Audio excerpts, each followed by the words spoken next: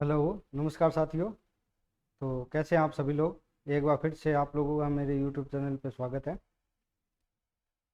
हम लोग आरएएस का एग्ज़ाम आने वाला है, उसके लिए प्रीवियस ईयर क्वेश्चंस को देख रहे थे कि किस तरह से जो आरपीएससी है वो क्वेश्चन पूछती है आरएएस के एग्ज़ाम के लिए।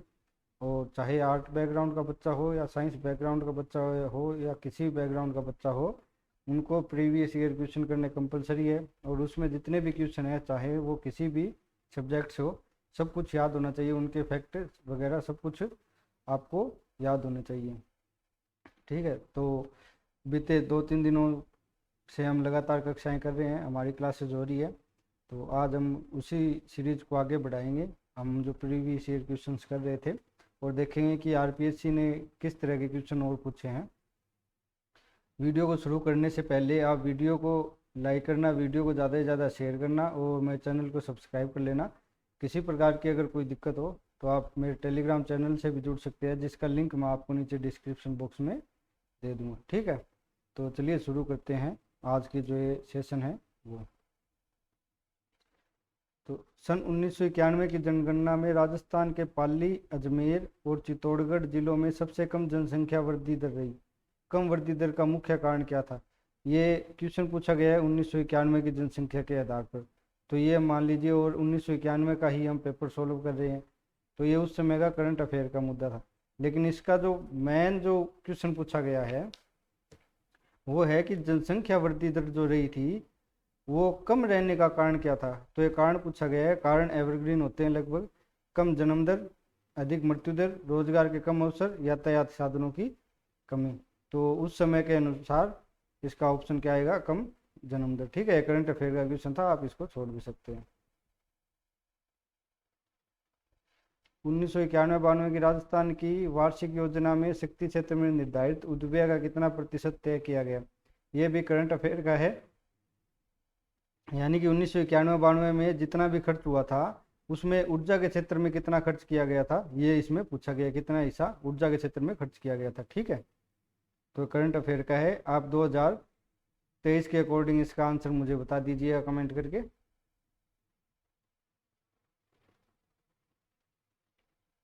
अब है, निम्नलिखित किस राज्य में औसत प्रति व्यक्ति आय सर्वाधिक है?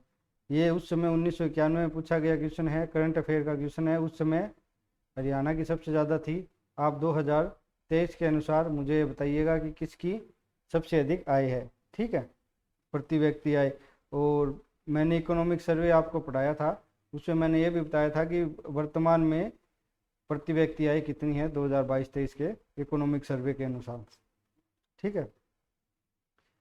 स्थिर मूल्य पर 86,134 मैंने ये बताई थी आपको।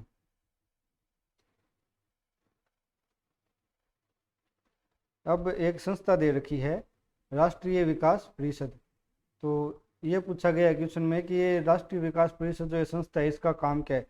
पंचवर्षीय योजनाओं का सामान्य प्रारूप तैयार करना, पंचवर्षीय योजनाओं की क्रियान्विति की देखरेख करना, राष्ट्रीय योजनाओं की समीक्षा करना, योजना के प्रत्येक क्षेत्र के लक्ष्य को निर्धारित करना। तो राष्ट्रीय विकास परिषद, नेशनल डेवलपमेंट काउंसिल, एनडीसी, इसकी स्थापना कब हुई थी? 6 अगस्त 1952 को। तो इसका काम क्या है? राष्ट्रीय योजनाओं की समीक्षा करना। समीक्षा करने का काम है, रिव्यू करना। यह एक सलाहकारी और गैर संवैधानिक निकाय है। ठीक है, दोनों चीज़ें आप याद रखना इसके बारे में कि 6 अगस्त 1952 को स्थापना की गई थी और यह एक सलाहकारी प्रकार की संस्था है और गैर संवैधानिक है। नीति आयोग द्वारा बनाई गई योजनाओं की समीक्षा करना। पहले योजना आयोग, नीति आयोग से पहले योजना आयोग। ठीक है। योजनाओं को अंतिम रूप से अनुमोदित करना। अंतिम रूप से अनुमोदित करना, क्योंकि एनडीसी को की स्वीकृति के बाद ही योजना देश में लागू होती है। और योजना आयोग को आवश्यकता होने पर सलाह प्रदान करना। और अब नीति आयोग, नीति आयोग पहले योजना आयोग था और इसको बदलकर अब क्या लाया गया? नीति आयोग। तो नीति आयोग को जब भी आवश्यकता होगी ये उसके साथ सलाह मशवरा करेगा। अब है ऑपरेशन फ्लड। ऑपरेशन फ्लड क्या है? दूध उत्पादन, दुग्ध के क्षेत्र में आप इस तरह के ऑपरेशन जो है, जैसे ऑपरेशन फ्लड हो गया, नीली क्रांति क्या है, ठीक है, दुग्ध क्रांति, श्वेत क्रांति क्या है। तो इस तरह की जो क्रांतियां हैं, हरित क्रांति क्या है, इन क्रांतियों को ना आप याद रखना कि कौन सी क्रांति किस क्षेत्र से संबंधित है, ठीक है। दुग्ध क्रांति या ऑपरेशन फ्लड या श्वेत क्रांति भी इसको बोलते हैं। दुग्ध क्रांति या ऑपरेशन फ्लड भारत की योजना है जिससे भारत में दूध की कमी को दूर किया जा सके, ठीक। इसे श्वेत क्रांति भी कहा जाता है। 13 जनवरी 1970 को इसकी शुरुआत हुई और ऑपरेशन फ्लड ने डेयरी उद्योग से जुड़े किसानों को उनके विकास को स्वयं दिशा देने में सहायता दी। उनके द्वारा सृजित संसाधनों का नियंत्रण उनके हाथों में दिया। ऑपरेशन फ्लड की आधारशिला ग्राम दुग्ध उत्पादक सहकारी समितियां हैं। भारत में दुग्ध क्रांति या श्वेत क्रांति का श्रेय किसको जाता है? डॉक्टर वर्गीज कुरियन को। ऑपरेशन फ्लड का मुख्य उद्देश्य क्या है? दुग्ध उत्पादन में वृद्धि करना, ग्रामीण क्षेत्र की आय में वृद्धि करना, उपभोक्ताओं को उचित दाम पर दूध उपलब्ध कराना था। तो आज वर्तमान में इतना महंगा दूध बिक रहा है, ये किसकी देन है? ये श्वेत क्रांति या दुग्ध क्रांति या ऑपरेशन फ्लड की देन है, ठीक है। अब अगले राजस्थान की अर्थव्यवस्था। किसकी अर्थव्यवस्था के बारे में पूछा गया है? राजस्थान की अर्थव्यवस्था। एक एक शब्द आप क्वेश्चन जब भी पढ़ो तो ध्यान से पढ़ो किसकी पूछा गया है। यहाँ पर भारत की भी हो सकता है, भारत के होते ही शायद आपका आंसर चेंज हो जाए, ठीक है। राजस्थान की अर्थव्यवस्था प्रमुख क्षेत्र कौन से होते हैं? कृषि, उद्योग और सेवा क्षेत्र से संबंधित सर्वाधिक निर्णायक मुद्दा कौन सा है जो आर्थिक क्रियाओं के स्तर को प्रभावित करता है? जल का अभाव, पूंजी की कमी, ऊर्जा की कमी, व्यापक निरक्षरता। यानी कि इन चारों में से कौन सी ऐसी बात है जो कि इन प्रमुख क्षेत्रों की गुणवत्ता को प्रभावित करता है, ठीक है। तो शिक्षा ही एक ऐसा क्षेत्र है इन सब में जो मुख्य रूप से कृषि क्षेत्र हो, उद्योग क्षेत्र हो या फिर लोगों का जीवन की गुणवत्ता हो, इनको व्यापक रूप से प्रभावित करता है, आर्थिक क्रियाओं में प्रभावित करता है। ये सभी चीज़ें निश्चित रूप से प्रभावित करती है। जैसे कि अगर जल का अभाव होगा तो कृषि क्षेत्र में कमी आएगी, पूंजी की कमी होगी तो उद्योग क्षेत्र में कमी आएगी, ऊर्जा की कमी होगी तो कृषि और उद्योग दोनों में जनसाधारण के जीवन की गुणवत्ता में कमी आएगी। लेकिन इनमें से सबसे ज़्यादा एप्रोप्रिएट जो है वो है व्यापक निरक्षरता। इसमें आपका कोई गलत और कोई सही नहीं है, इसमें आपसे पूछा गया है सबसे अधिक सही कौन सा है, ठीक है। कल की क्लास में मैंने इस तरह क्वेश्चन बताए थे कि कुछ क्वेश्चन ऐसे होते हैं जो कॉमन सेंस से सॉल्व किए जाते हैं, जिसमें ये नहीं होता कि कोई क्वेश्चन गलत है, कोई ऑप्शन गलत है, कोई ऑप्शन गलत नहीं है। इसमें होता है कि कौन ऑप्शन ज़्यादा सही है, कौन ऑप्शन कम सही है। शिक्षा एक ऐसा माध्यम है जिससे मनुष्य का सामाजिक, सांस्कृतिक, आर्थिक, नैतिक, मनोवैज्ञानिक, चारित्रिक यानी चौतरफा विकास किया जा सकता है। हर तरफ से मनुष्य का विकास किया जाता है शिक्षा से, ठीक है। सर्वांगीण विकास का एक माध्यम है शिक्षा, सर्वांगीण विकास का एक माध्यम है। बाकी सारे एक एक फैक्टर है, लेकिन जो एजुकेशन है, जो शिक्षा है, वो आपका सर्वांगीण विकास से संबंधित है।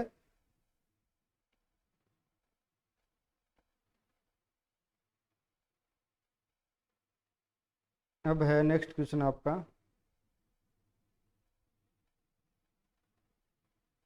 वह कौन सा खनिज पत्थर है जो राजस्थान राज्य में सर्वाधिक क्रय मूल्य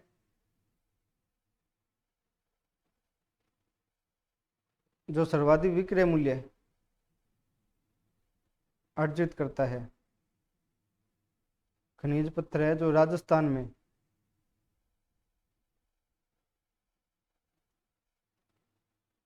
सॉरी ऊपर भी रह गया ये क्वेश्चन। वह राजस्थान में औद्योगिक विकास के लिए बृहद मध्यम आकार के उद्योगों को अवधि ऋण एवं अंश पूंजी प्रदान करने के लिए कार्य करने वाले संगठन का नाम क्या है? राजस्थान में पूछा है, औद्योगिक विकास से संबंधित पूछा है, बृहद और मध्यम आकार के जो उद्योग होते हैं उनको ऋण देने की बात कर रहा है, तो वो कौन होगा? वो होगा आपका रिक्को। रिक्को की स्थापना कब की गई थी?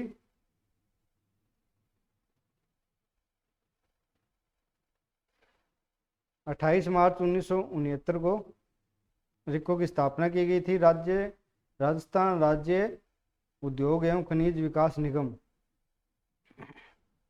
ठीक है। परंतु 1979 में खनिज विकास निगम को इस संस्था से अलग कर दिया गया। जनवरी 1980 से यह संस्था राजस्थान राज्य औद्योगिक विकास एवं विनियोजित निगम के रूप में जाने लगी। रिको का पूरा नाम क्या है? राजस्थान राज्य औद्योगिक विकास एवं विनियोजन निगम। ठीक है।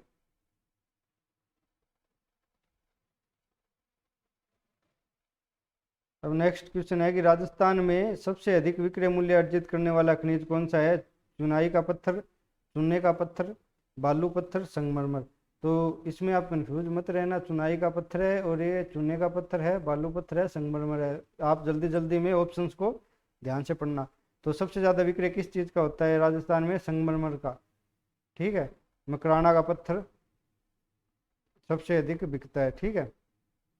संगमरमर उत्पादन की दृष्टि में देश में राज्य का प्रथम स्थान है। राजस्थान में सर्वाधिक संगमरमर राजसमंद में, जबकि अच्छी किस्म का संगमरमर नागौर के मकराना में है। ताजमहल बनाने में जिस पत्थर का उपयोग किया गया है वो कौन सा पत्थर है?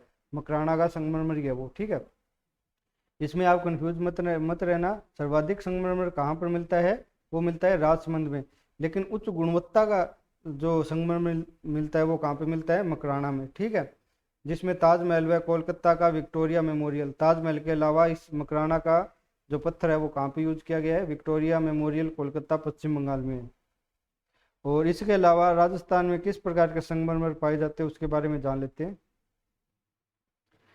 सफ़ेद संगमरमर राजसमंद में, सर्वश्रेष्ठ प्रकार का सफ़ेद संगमरमर नागौर मकराना में, हल्के हरे रंग का संगमरमर डूंगरपुर में, सफ़ेद संगमरमर मकराना नागौर में भी, काला संगमरमर भैंसलाना जयपुर में, हरा संगमरमर उदयपुर में, गुलाबी भरतपुर में, लाल धौलपुर में, गुलाबी जालौर में, लाल पीला छिंटेदार संगमरमर जैसलमेर में, बादामी जोधपुर में, लहरदार राजसमंद में, सतरंगी खदरा गांव पाली में, पिस्ता मार्बल जयपुर में और अलवर में, बैंगनी बांसवाड़ा में, नीला पाली में, पैरेट ग्रीन सिक्कर में, इंग्लिश टिडवुड जोधपुर में, भूरा एवं सुनहरा चूरू में, चॉकलेट चित्तौड़गढ़ में और काला हरा डूंगरपुर और कोटा में।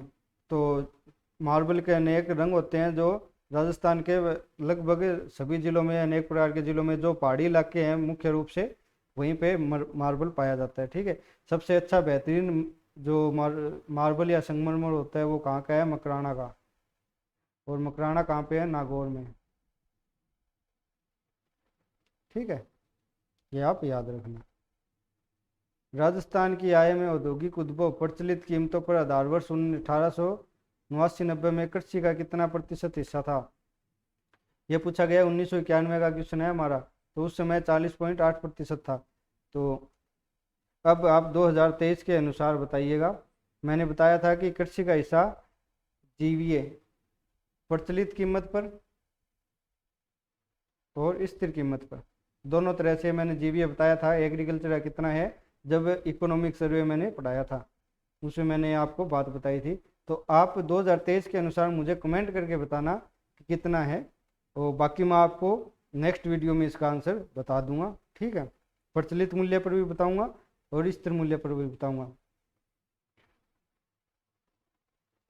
और ये किसका पूछा गया है? आप क्वेश्चन पढ़ो तो ध्यान से पढ़ना। राजस्थान का। यहाँ पर ये भी पूछ सकता है भारत का। राजस्थान की जगह क्या दे देगा? भारत।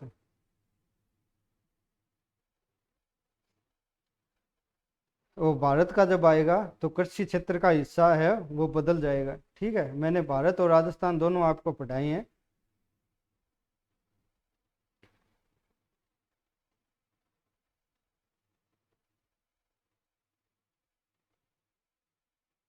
और ये जो डिटेल है ये डिटेल भी उस समय मैंने आपको करवा दी थी। इसमें राष्ट्रीय आय के बारे में, जीएसडीपी के बारे में, ठीक है, प्राथमिक क्षेत्र, द्वितीयक क्षेत्र, तृतीयक क्षेत्र, ये सब कुछ मैंने आपको बताया था। प्रचलित मूल्य, स्थिर मूल्य, ये भी मैंने आपको सब कुछ बता दिया था इकोनॉमिक सर्वे में। आप जाकर वो मेरी क्लासेस देख सकते हैं।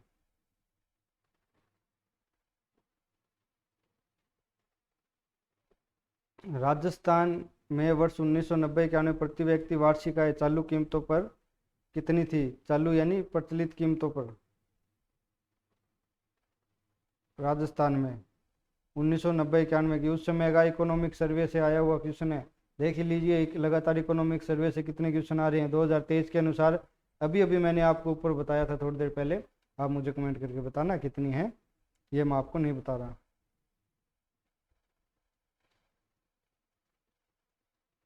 लेखन कला की उचित प्रणाली विकसित करने वाली सर्वप्रथम प्राचीन सभ्यता कौन सी है, यानी कि किस प्राचीन सभ्यता में सबसे पहले जो लिखने की कला है वो प्रारंभ की गई थी। सिंधु घाटी सभ्यता में, मिस्र में, सुमेरिया में, चीन में।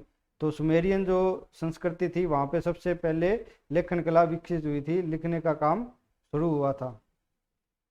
विश्व की सबसे प्राचीन लिपि का जन्म अथवा लेखन कला का जन्म सुमेर सभ्यता में हुआ है।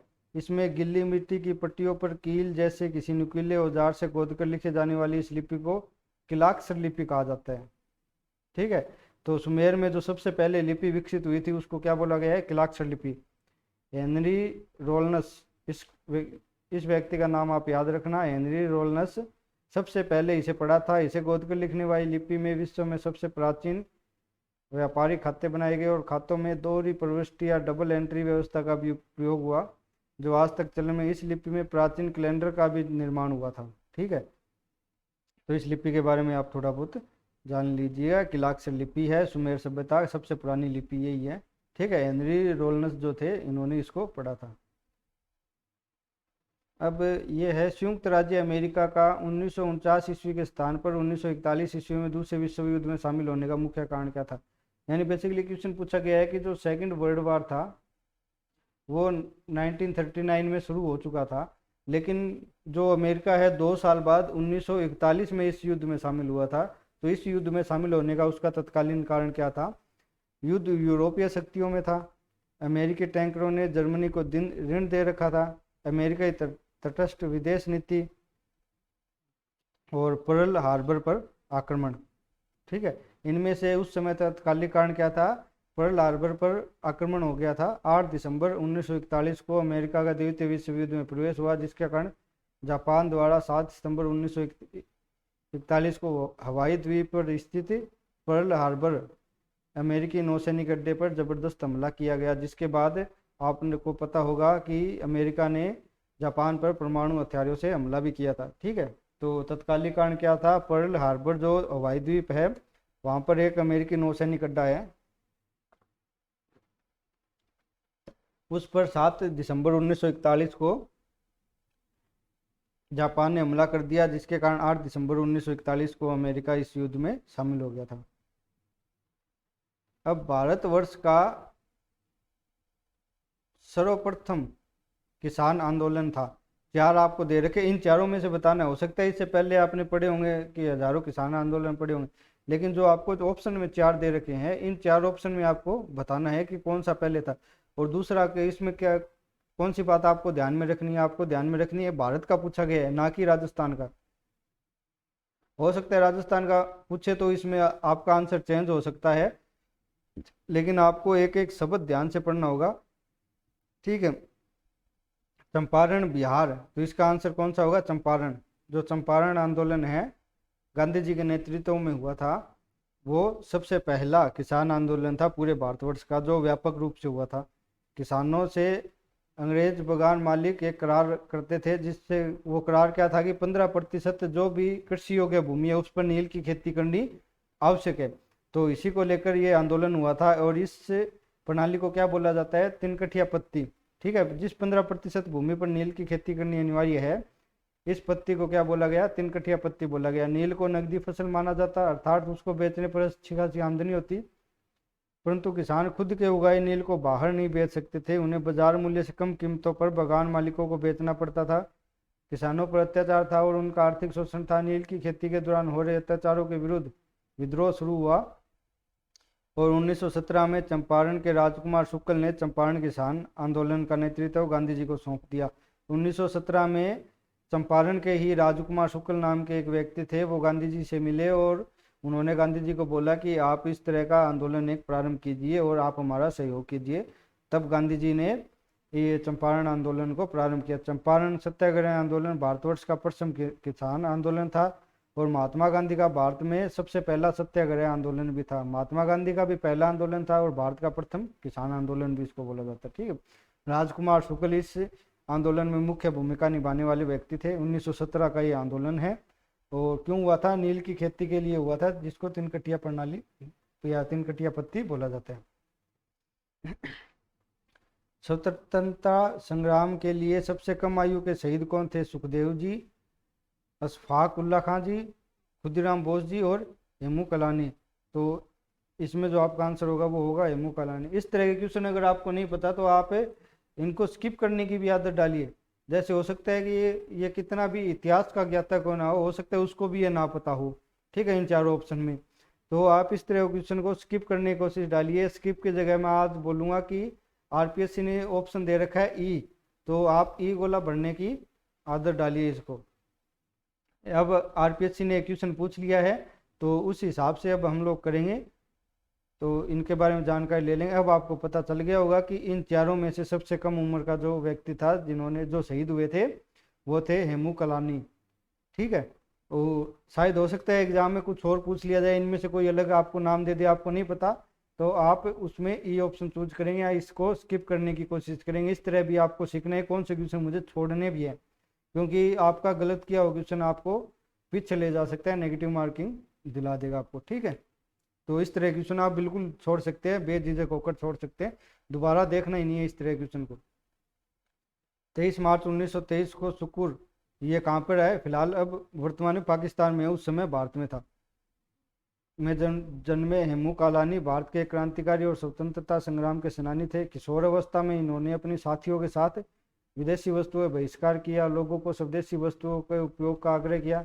1942 में महात्मा गांधी के भारत छोड़ो आंदोलन में भी भाग लिया। इसके अलावा हेमू ने ब्रिटिश सरकार के खिलाफ छापामार गतिविधियों, वाहनों को जलाने और क्रांतिकारी जुलूसों को निकालने में आदि में भाग लिया था। 21 जनवरी 1943 को अंग्रेजी सरकार द्वारा हेमू कलानी को फांसी पर लटका दिया गया। इस समय इनकी आयु केवल कितनी थी? 19 वर्ष की थी। इन चार व्यक्तियों में सबसे कम उम्र की आयु के कौन थे? हेमू कलानी। ठीक है, अब आप याद रखना इस क्वेश्चन को। अगर इसी तरह का क्वेश्चन सेम अगर चार अलग अलग शहीदों के नाम दे दिए जाए इनके अलावा, अगर आपको नहीं पता हो तो बिल्कुल बेझिझक होकर स्किप कर देना।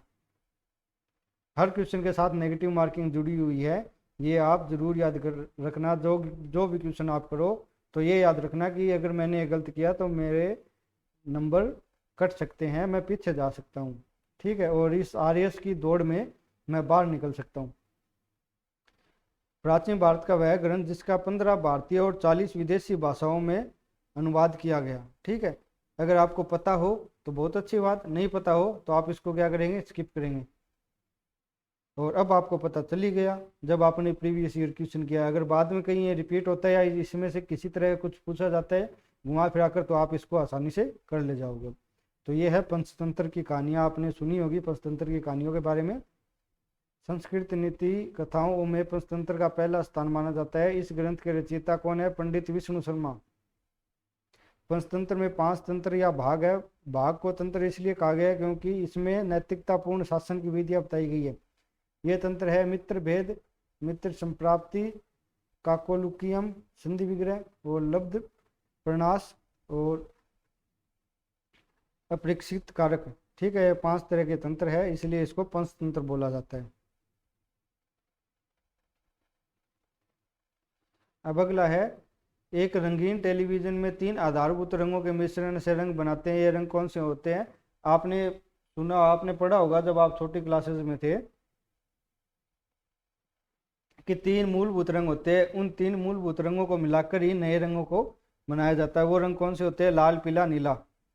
इन 3 रंगों के बारे में आपने जब आप 6ठी 7वीं क्लास में 8वीं 9वीं क्लास में थे तब इनके बारे में आपने जरूर पढ़ा होगा। 3 मूलभूत रंग, लाल, पीला और नीला।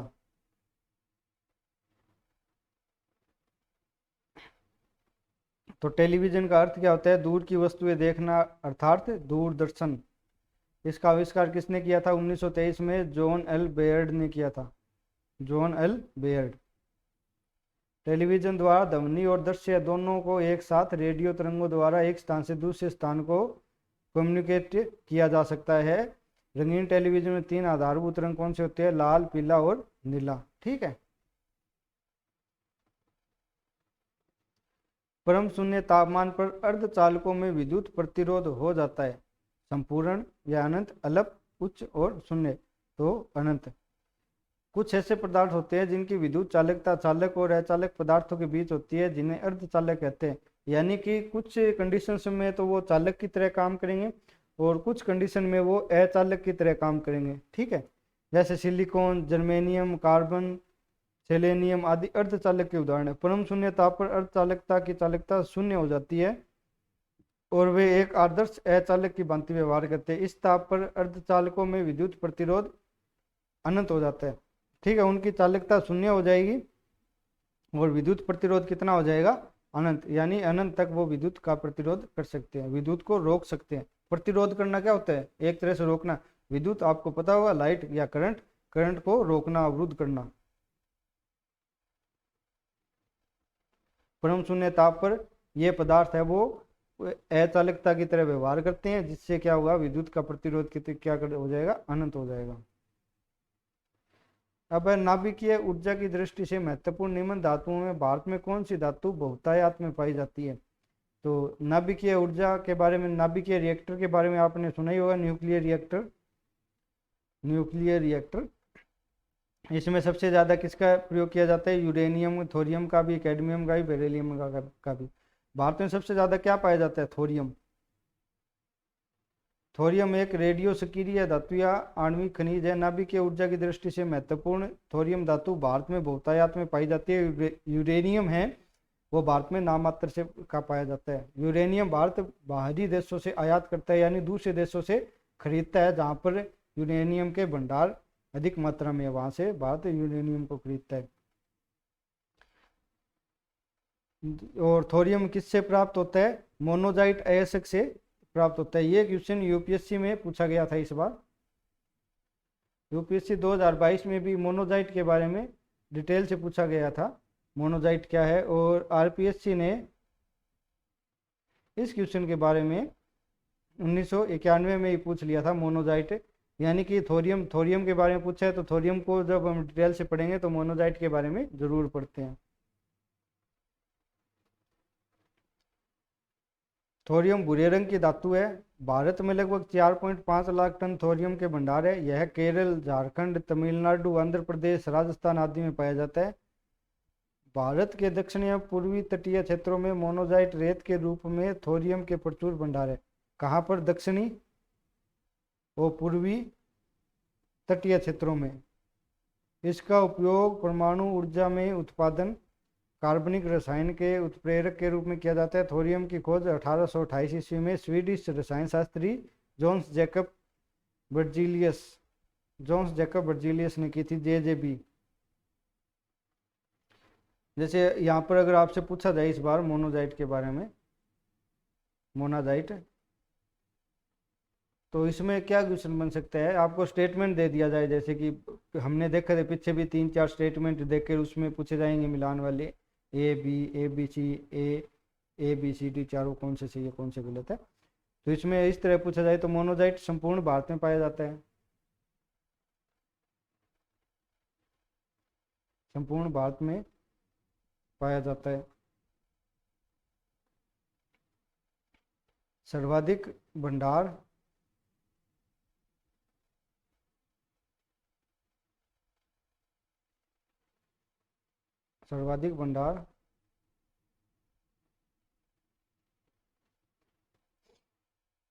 केरल, झारखंड, तमिलनाडु, पश्चिमी घाट में है।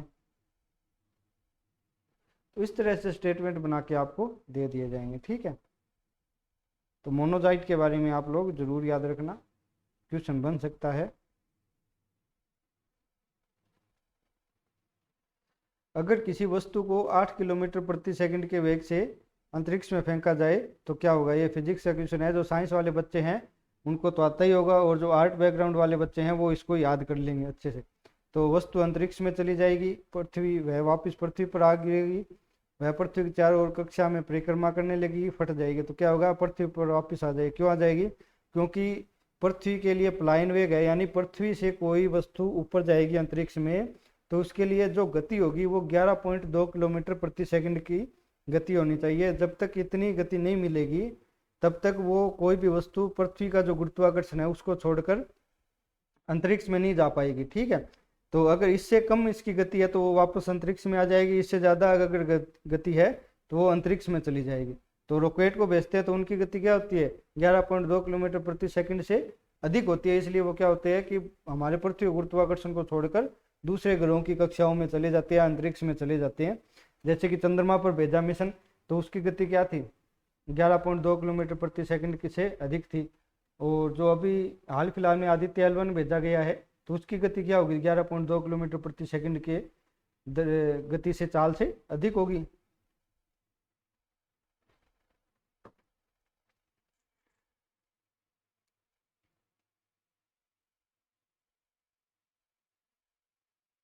पृथ्वी के लिए पलायन वेग 11.2 किलोमीटर प्रति सेकंड है। पलायन वेग वही है कि गमन करने की जो गति है, जाने की गति। यदि कोई वस्तु 11.2 किलोमीटर प्रति सेकंड के वेग से अंतरिक्ष की तरफ जाए तो वह वस्तु पृथ्वी के गुरुत्वीय क्षेत्र को पार कर अंतरिक्ष में चली जाएगी। यदि किसी वस्तु का वेग 11.2 किलोमीटर से कम है तो वह वस्तु पृथ्वी के गुरुत्वाकर्षण क्षेत्र में ही रहेगी, उससे प्रभावित रहेगी और वापस स्थल पर लौट आएगी, पृथ्वी पर लौट आएगी।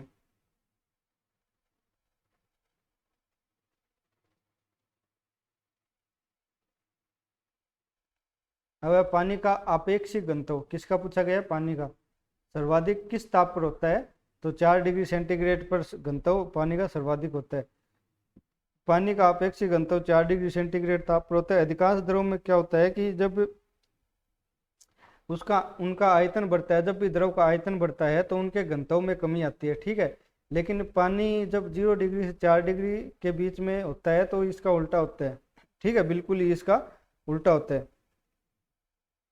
तो जब हम पानी को गर्म करेंगे तो उसका आयतन तो बढ़ेगा ही बढ़ेगा, साथ में उसकी डेंसिटी या घनत्व भी उसका बढ़ जाएगा और 4 डिग्री के बाद उसका घनत्व क्या होगा, डिक्रीज होना शुरू हो जाएगा।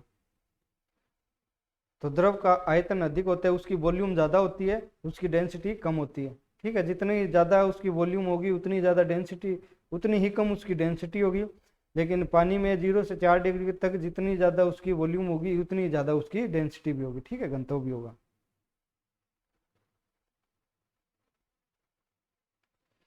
निम्नलिखित में से किस विटामिन की कमी से खून का थक्का धीरे बनने की बीमारी होती है या खून का थक्का बंद हो जाता है बनना, तो विटामिन के की कमी से।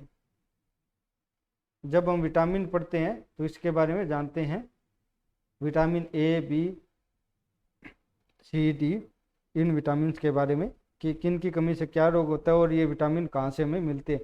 तो आप चाहे किसी बैकग्राउंड के बच्चे हो, विटामिन के बारे में आप ज़रूर जान लेना, क्योंकि ये हमारे डेली लाइफ से रिलेटेड है। इनकी हमें आवश्यकता रहती है, डेली प्रतिदिन हम इसको कंज्यूम करते हैं अपने शरीर के अंदर, इसलिए आपको इनके बारे में जानना तो बहुत ही ज़रूरी है। इसमें कोई भी मैटर नहीं करता कि सर मैंने तो साइंस पढ़ी नहीं, मुझे तो नहीं आता, कोई डजेंट मैटर। ठीक है, आपको विटामिन के बारे में पता होना चाहिए क्योंकि आप डेली इनको कंज्यूम करते हैं। विटामिन के वसा में घुलनशील है, ए, डी, ई, के, ये तो है वसा में घुलनशील।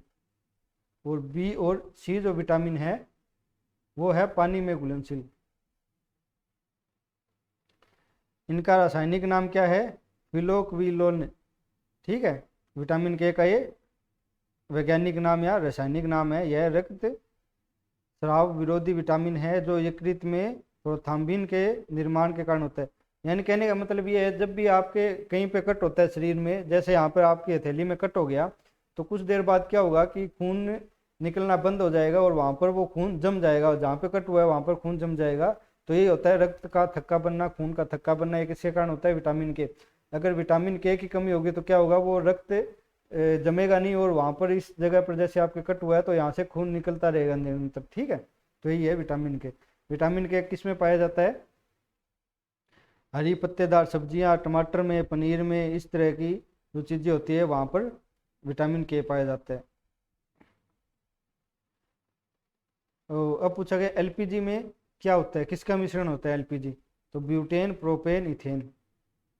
Butane hydrogen methane, oxygen hydrogen, acetylene, hydrogen, methane, oxygen. जब हम छोटी क्लासेस में होते हैं 9वीं 10वीं क्लास में, तो इस तरह की चीज़ें हम पढ़ते हैं। 9वीं 10वीं क्लास की आप एनसीईआरटी पढ़ लेना, वहाँ पर आपको ये मिल जाएगी, ये सारी चीज़ें मिल जाएगी, बिल्कुल आसान क्वेश्चन पूछे जाए। एलपीजी में क्या होता है, ब्यूटेन, प्रोपेन और आइसोब्यूटेन आदि हाइड्रोकार्बन का मिश्रण होता है। इसके मुख्य अवयव क्या है, नॉर्मल ब्यूटेन एवं आइसोब्यूटेन, जो तेजी से जलकर ऊष्मा प्रदान करते हैं। दाब बढ़ाने पर नॉर्मल ब्यूटेन और आइसोब्यूटेन आसानी से द्रवीभूत हो जाते हैं, अतः द्रव रूप में इसे सिलेंडरों में भरकर द्रवित पेट्रोलियम गैस के नाम से उपयोग उपभोक्ता को दिया जाता है, जिसे कुकिंग गैस या रसोई गैस के नाम से भी जाना जाता है। तो हम जो खाना बनाते हैं जिस गैस पे, वो कौन सा है, एलपीजी सिलेंडर, आपने सुना होगा। वो द्रव अवस्था में इसको किया जाता है, अनेक चीज़ों को मिलाकर। ये 3 प्रकार की चीज़ें हैं, ब्यूटेन, प्रोपेन और ब्यूटेन, आइसोब्यूटेन या एथेन।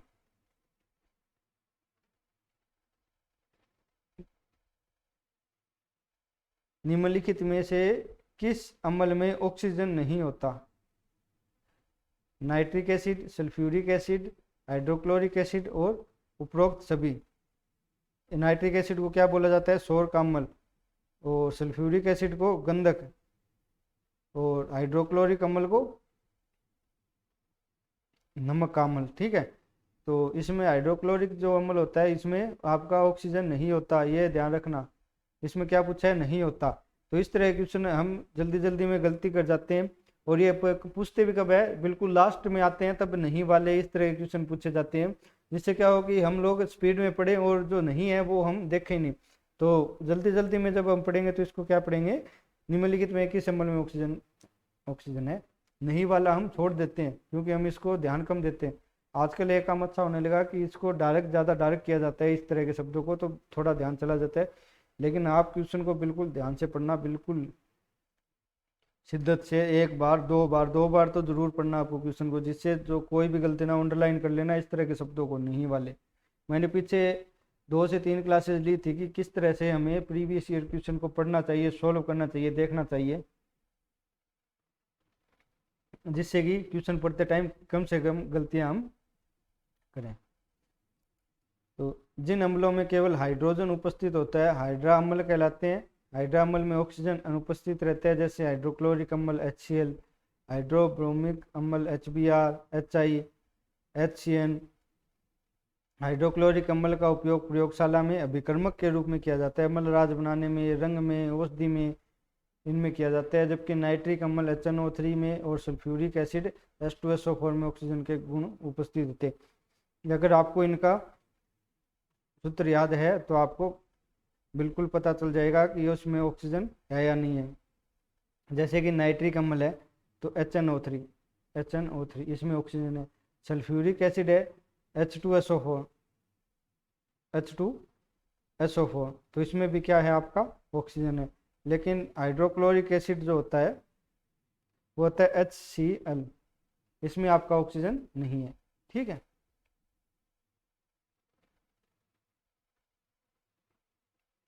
अब ये क्वेश्चन है, ये क्वेश्चन बिल्कुल आपका कॉमन सेंस का क्वेश्चन है। कॉमन सेंस से आप इसको आसानी से सॉल्व कर ले जाओगे, अगर आपने कुछ भी नहीं पढ़ा तो भी आप कर सकते हो इस तरह के क्वेश्चन। इसीलिए आपको प्रीवियस ईयर क्वेश्चन पढ़ने चाहिए, कॉमन सेंस का पता चलेगा किस तरह से हम क्वेश्चन में कॉमन सेंस लगा सकते हैं। अब ये है कि अगर चालू नाभिकीय रिएक्टर है, कोई न्यूक्लियर रिएक्टर है, उसमें कंट्रोल छड़ों का उपयोग नहीं किया जाता, इसको आप ध्यान से देखना, इसमें क्या पूछे, नहीं किया जाता, तो क्या होगा। अब आप मुझे बताइए कि किसी चीज को कंट्रोल करने के लिए कोई वस्तु लगाई गई है, कुछ चीजें लगाई गई है, अगर वो चीजें ना हो तो क्या होगा उस चीज के बारे में, वो कंट्रोल से बाहर चली जाएगी। ठीक है, जैसे ये मान के चलिए कि बिल्कुल साधारण भाषा में इसको समझते हैं, आपके पास फोन है, आपके पास 1.5 GB डाटा है, ठीक है, या 2 GB डाटा है या 1 GB डाटा आपको डेली मिलता है। आपने रील देख कर वो डाटा सारा खत्म कर दिया। ठीक है, 1 घंटे में 2 घंटे आपने भरपूर रील देखी, वो डाटा आपका खत्म हो गया। तो क्या हो गया, आपके ऊपर कंट्रोल हो गया कि अब आपका 1 GB या 1.5 GB डाटा खत्म हो गया, तो अब आप रील्स नहीं देख पाओगे ज़्यादा। ठीक है, अगर वो कंट्रोल हटा दिया जाए कि आपको अनलिमिटेड डाटा मिलेगा, आप पूरे दिन 24 घंटे रील देखिए, तो क्या होगा, आप कंट्रोल से बाहर चले जाएंगे, आप 24 घंटे क्या देखेंगे, रील। 1.5 GB की लिमिट है तो आप क्या है, कंट्रोल में। ठीक है, इसको आप बिल्कुल व्यवहारिक तरीके से देखना। इस तरह से कंट्रोल में है तो काम करना बंद कर देगा, कंट्रोल छड़ों का उपयोग नहीं करेंगे तो काम करना बंद बिल्कुल नहीं करेगा। आप रील देखना बंद कर दोगे अगर आपको अनलिमिटेड डाटा दे दिया जाए कि 1.5 GB ना देकर पूरे दिन 24 घंटे आप जितना यूज करो। जैसे वाईफाई, वाईफाई में आप कितना भी डाटा यूज करो तो क्या आप रील देखना बंद कर दोगे? यह है चयन प्रक्रिया सीमा से बाहर चली जाएगी, यानी आप अनलिमिटेड रूप से रील देखना शुरू कर दोगे। रिएक्टर का कार्य धीमा हो जाएगा, आप धीरे धीरे रील देखोगे। या फिर जैसे आप पहले देख रहे थे कि मेरा 1.5 GB तक जितनी मैं रील देखूंगा उतनी रील देखोगे, तो क्या होगा? आप लोग क्या हो जाओगे? आउट ऑफ कंट्रोल हो जाओगे, सीमा से बाहर चले जाओगे, आउट ऑफ कंट्रोल हो जाओगे। अगर इसी तरह किसी चीज पे कोई कंट्रोल ना किया जाए तो वो क्या हो जाती है? आउट ऑफ कंट्रोल हो जाती है। बिल्कुल कॉमन सेंस वाला क्वेश्चन है, ना ही उसमें कुछ कमी आती है, ना ही वैसा ही रहता है, ना ही बंद हो जाता है वो, और क्या हो जाएगा? तेज हो जाएगा। आप क्या करोगे? रील देखना और ज़्यादा शुरू कर दोगे। जैसे एक और एग्जांपल लेता हूँ मैं, पबजी गेम है। जो आपका पबजी गेम है वो क्या होता है? आप आउट ऑफ कंट्रोल होकर खेलते हैं उसको, कोई लिमिट नहीं है उसको खेलने की, ठीक है। जब तक आपके जैसे आपको आप बाहर गए हो, आपका फ़ोन चार्ज नहीं है तो आपके ऊपर कंट्रोल हो गया कि आप पबजी गेम अब नहीं खेलोगे। आपके पास चार्जर है, आपके पास चार्ज करने का सिस्टम है, सब कुछ है, तो आप क्या हो गया? आउट ऑफ कंट्रोल हो गए। तो ये बिल्कुल कॉमन सेंस वाला क्वेश्चन होता है, इस तरह के क्वेश्चन होते हैं। और ये कॉमन सेंस कैसे लगाएं, कहाँ पे लगाएं, किस तरह क्वेश्चन में लगाएं, ये आपको कैसे पता चलेगा? प्रीवियस ईयर क्वेश्चन से।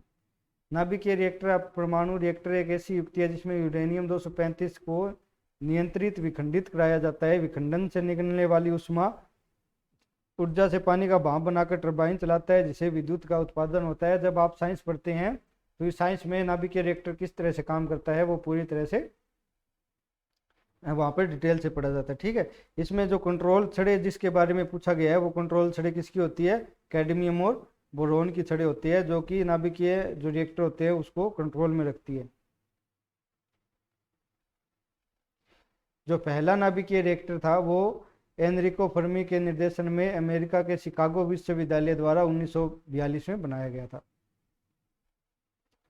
अब रमन प्रभाव के बारे में पूछा गया है। रमन प्रभाव का प्रकाश की उन किरणों से संबंध है जो आर पार कर जाती है, यानी कि द्रव के आर पार रमन प्रभाव में जो किरणें होती है वो केवल द्रव को आर पार करती है, केवल प्रिज्मों को आर पार करती है, केवल हीरे को आर पार करती है। जितने भी पारदर्शी माध्यम होते हैं उन सभी को आर पार कर जाती है।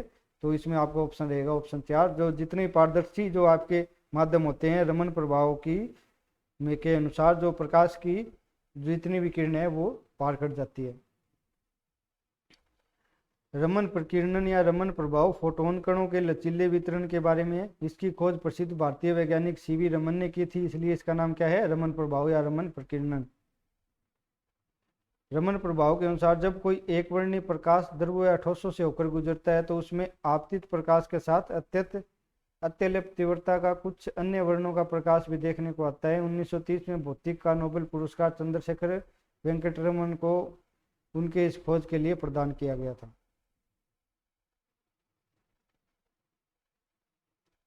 अब आणविक संरचना के बारे में पूछा गया है कि आणविक संरचना क्या होती है।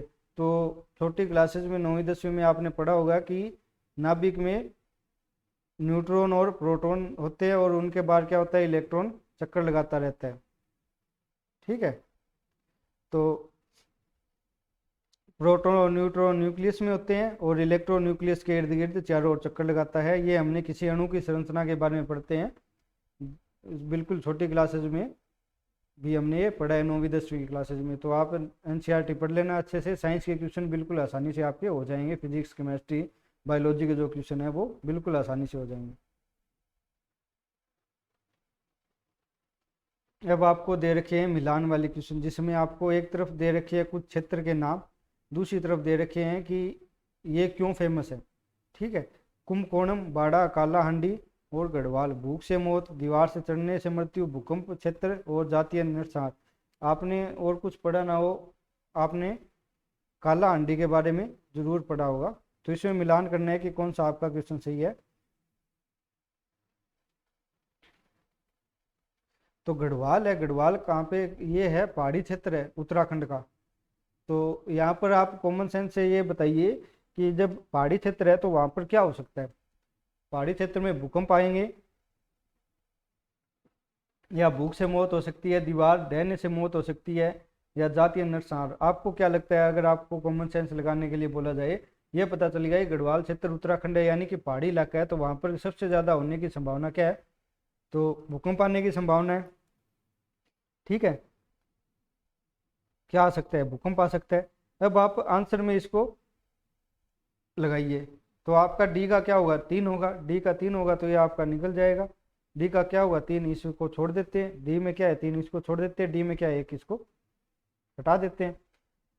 अब आपका मिलान कीजिए, ए में आपका क्या होगा, 2 होगा। ए में आपका 2 होगा, यानी कि कुंभकोणम आपने नहीं पढ़ा फिर भी आपको पता चल गया कुंभकोणम में क्या हुआ था, दीवार ढहने से मृत्यु हुई थी। अब है बाड्डा और काला हांडी। अब आपको दोनों के बारे में पता होना चाहिए। अगर आपको पता है तो बहुत अच्छी बात है, आप क्वेश्चन को कर ले जाओगे। अगर आपको नहीं पता तो अड़ोस पड़ोस में अपने देख लीजिएगा इसका आंसर। फिर भी आपको नहीं पता तो इसको क्या करना है, स्किप करना है, छोड़ दीजिएगा। ठीक है, बाकी काला हांडी के बारे में लगभग हम लोग जानते ही हैं, पढ़ते ही हैं कि वहाँ से भूख से मौतें होती है। काला हांडी एक ऐसा क्षेत्र है जो जहाँ पे सबसे ज़्यादा भूख है। बाड़ा के बारे में अगर आपने नहीं पढ़ा तो जाती है नरसंहार, इसका ऑप्शन 2 आएगा। कुंभकोणम कहाँ में है, तमिलनाडु में। यहाँ पे क्या हुआ था, दीवार ढहने से मृत्यु हुई थी। बाड़ा कहाँ पे है, बिहार में, गया बिहार में बाड़ा गांव। माओवादियों ने 12 फरवरी 1992 को भूमि आड़ी जाति के 35 लोगों की हत्या कर दी थी। करंट अफेयर था उस समय, इस हत्या की थी इसलिए चर्चा में आया था। और इसके साथ मिलान वाले क्या पूछ लिए गए, और भी क्वेश्चन पूछ लिए गए। बाड़ा तो क्या था, चर्चा में था, और बाकी इनके मिलान के क्वेश्चन पूछ लिए। काला हांडी ओडिशा का क्षेत्र है। ओडिशा में अत्यधिक भूखमरी वाला क्षेत्र है। 200 साल से हर 10-15 साल में यहाँ भूखमरी आती है। इस दौरान लोगों की मौत होती है और इन मौतों की वजह क्या है, भूखमरी है। गढ़वाल क्षेत्र उत्तराखंड में भूकंप का क्षेत्र है, उत्तरकाशी भूकंप नाम से जाना जाता है। और 20 अक्टूबर 1991 को भी यहाँ पे क्या हुआ था, अत्यधिक तीव्रता में भूकंप आया था। तो ये करंट में कुछ समय, उस समय के क्षेत्र मौजूद कुछ चर्चा में थे। 2023 में जो भी क्षेत्र, जो भी जगह आपको चर्चा में मिले तो आप उसको तैयार करके जाना। क्वेश्चन इस तरह का क्वेश्चन, मिलान का क्वेश्चन पूछने की संभावना उसमें रहती है। अब अशोक ने बौद्ध होते हुए भी हिंदू धर्म में आस्था नहीं छोड़ी, इसका प्रमाण क्या है, तीर्थ यात्रा, मोक्ष में विश्वास, देवनाम प्रिय की उपाधि, पशु चिकित्सालय खोले। तो इसमें गलत कोई नहीं आपका, क्योंकि हिंदू धर्म में ये चारों चीजें हैं। और आपको बताना है कि सबसे ज्यादा जो एप्रोप्रिएट है, सबसे ज्यादा सही कौन सा है, तो देवनाम प्रिय की जो उपाधि है वो अशोक ने नहीं छोड़ी थी। जिससे पता लगता है कि हिंदू धर्म को उसने पूरी तरह से नहीं छोड़ा था। तीर्थ यात्रा तो हर धर्म में थी, मोक्ष में विश्वास भी हर धर्म में था, पशु चिकित्सालय भी हर जगह खोले गए थे, कोई भी धर्म हो, बौद्ध धर्म हो, जैन धर्म हो। ठीक है, और देवनाम प्रिय का अर्थ होता है कि देवताओं का प्रिय। ठीक है, देवताओं का प्रिय इस उपाधि से लगता है कि अशोक जो है वो बौद्ध धर्म को अभी तक उसने नहीं छोड़ा था, सॉरी हिंदू धर्म को उसने अभी तक नहीं छोड़ा था, उसके हिंदू धर्म में आस्था अभी भी बनी हुई थी। अशोक का बौद्ध होने का सबसे सबल प्रमाण उसका विराटनगर राजस्थान में प्राप्त लघु शिलालेख है, जिसमें अशोक द्वारा बुद्ध धम्म संघ, बुद्ध महात्मा बुद्ध के बारे में, धम्म अशोक की नीति जो अच्छी बातें थी वो, और संघ बौद्ध संघ के बारे में आस्था प्रकट की गई है। अशोक बौद्ध का अनुयायी होते भी हिंदू धर्म में आस्था रखता था, जैसे कि उसका देवनाम प्रिय, देवनाम पियदसी, इस तरह की उपाधियां उसने अभी तक ग्रहण कर रखी थी, और ये उपाधियां हिंदू धर्म में दी जाती है। विश्व की 2 प्राचीन सभ्यताएं जहां शून्य का प्रयोग प्रथम बार हुआ था, प्रथम बार शून्य कहाँ पे खोजा गया था, भारत में। भारत ने शून्य की खोज की थी, आपने पढ़ा ही होगा। तो जहाँ पे भारत है वो आप देख लो, भारत एक ही ऑप्शन में है तो आपका ऑप्शन हो जाएगा 4। अगर आपने माया के बारे में नहीं पढ़ा तो छोड़ दो, आपने ये तो पढ़ा ही होगा कि शून्य की खोज कहाँ पे हुई थी, भारत में हुई थी। तो माया और प्राचीन भारत, आई एम सॉरी, शून्य अथवा जीरो का आविष्कार भारत के महान गणितज्ञ आर्यभट्ट ने किया था। जिसका जीवन काल 476 ईसा पूर्व से 550 ईस्वी, 476 ईस्वी में जन्म, 550 ईस्वी में मृत्यु हुई थी। भारतीय इतिहास के समय में प्राचीन काल के नाम से जाना जाता है। यह समय क्या था? प्राचीन काल था। दूसरी ओर 1500 ईसा पूर्व में जन्मी माया सभ्यता, मेसो अमेरिका सभ्यता या मैक्सिको की सभ्यता, मैक्सिको की सभ्यता को क्या बोला जाता है? माया सभ्यता, अपने चरम विकास पर थी। और शून्य का आविष्कार कहाँ पे हुआ था? प्राचीन भारत और माया सभ्यता में हुआ था। आर्यभट्ट ने शून्य का आविष्कार किया था।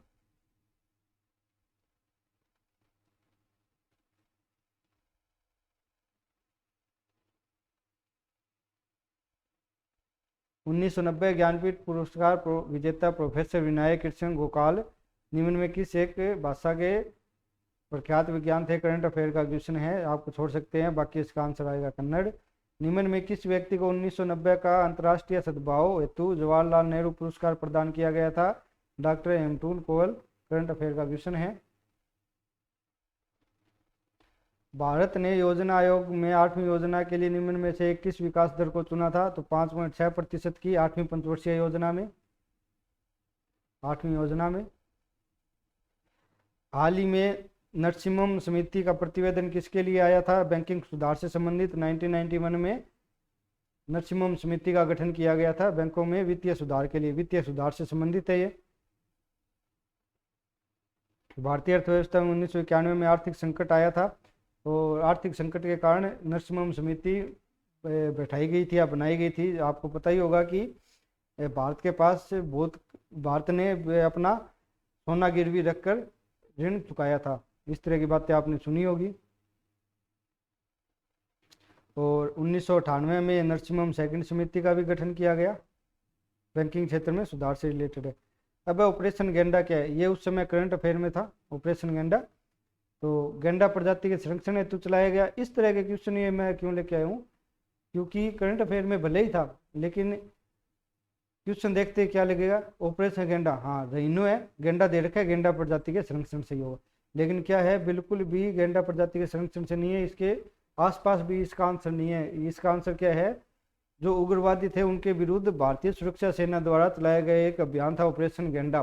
तो इस तरह क्वेश्चन पूछा जाता है, जो कोई भी एग्जामिनर होता है वो पूछेगा, जिसमें आपको लगेगा कि हाँ यार ये मिलता जुलता है, तो यही इसका आंसर होगा।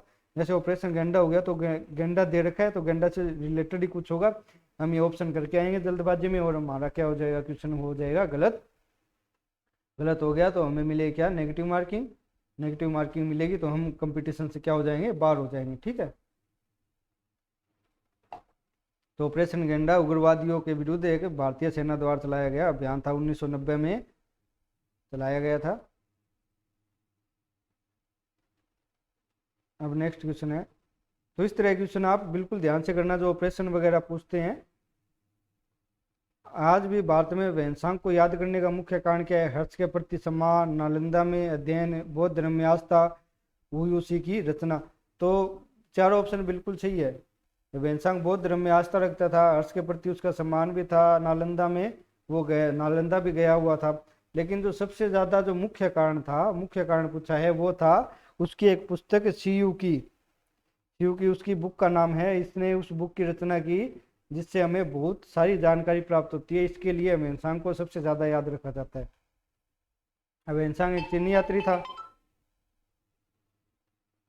ठीक है, और बीनमाल जालौर में आया था। वैनसांग तीर्थ यात्री राजकुमार कहकर पुकारते थे और सीयू की इसने रचना की थी। तो आज की क्लास बस यहीं तक।